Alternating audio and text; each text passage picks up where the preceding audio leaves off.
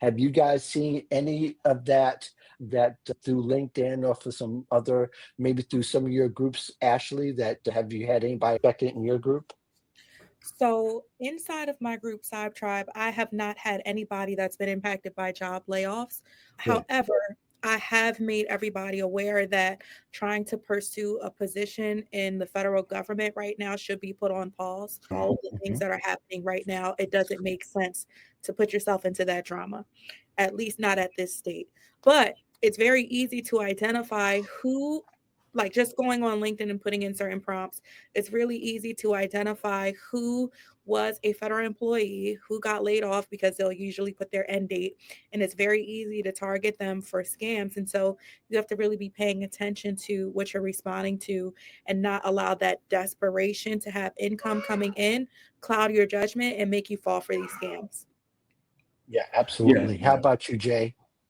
I've seen several people in my network announce that they were laid off from the federal government, and part of their galvanization is they're using a hashtag. I forget what it actually is, but they're using a hashtag to like group themselves together so that they can be easily found for different opportunities. But what that does is it easily makes them found by scammers. I don't know, like I said, I don't remember what the hashtag is. But the other issue is when you're a federal employee, you have a much different resume than a civilian. And like you said, Ashley, navigating and staying out of that mess, you're going to have to convert your resume from a federal one to a civilian one. And that's where these guys come in and they'll, like I said before, they steal people, real resume writers' information, and then pass that off like that's their credentials that they're using. And then from there, they'll steal your information and then access your credit card information when it comes to saying that your federal resume is not compliant with the new civilian requirements. They'll use whatever verbiage they have to sound Mhm. legitimate. And many federal people, when they get a job in the federal government, they don't leave. They typically retire from it. And when you're suddenly laid off and you don't know where to turn, and then you know this job market is horrible, then that's where the desperation immediately kicks in. And then you're more likely to go for things that you wouldn't. And it doesn't mean that you're not smart. It doesn't mean that you should feel stupid because you get scammed or anything like that. It's just, it's a learning experience if it did happen to you. And then what we do here with the Job Scam Report live videos is help you avoid those going forward. And that's a good point too.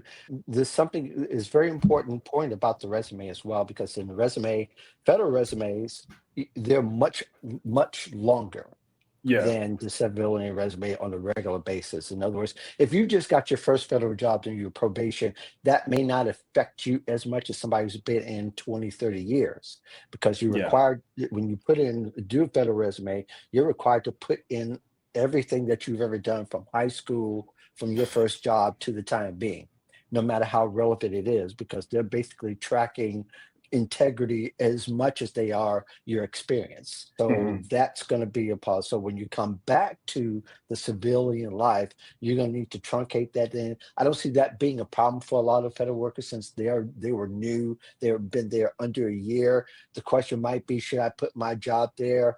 I think you should put your job there if it's been like 9 months or 6 months or longer.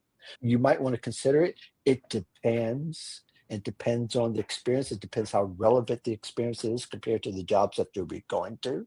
So there's a lot of nuances there that you'll need to really consider. I don't want to give a blank slate answer saying, yes, do this, or no, don't do that. So that way you'll have to take it case by case depending upon what jobs, what the industry is, and what the market is. Ashley, did you have any advice for those who are in that situation?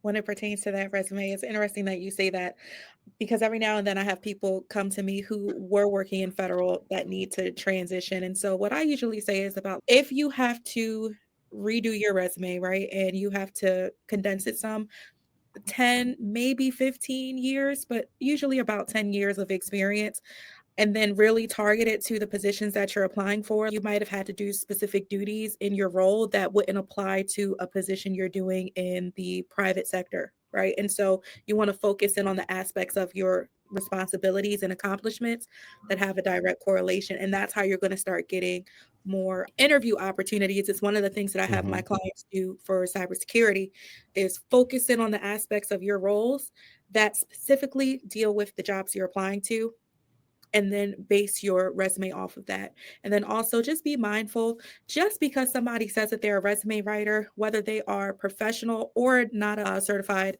resume writer, you really should be doing some checks to make sure that like they can create something for you that's going to get you opportunities, not just because they say that they have this credential, but check references, check backgrounds, see what their past clients have said that are actually legitimate that you can verify, because people will try to have like other people do it for them. You just got to be Mhm. careful, especially right now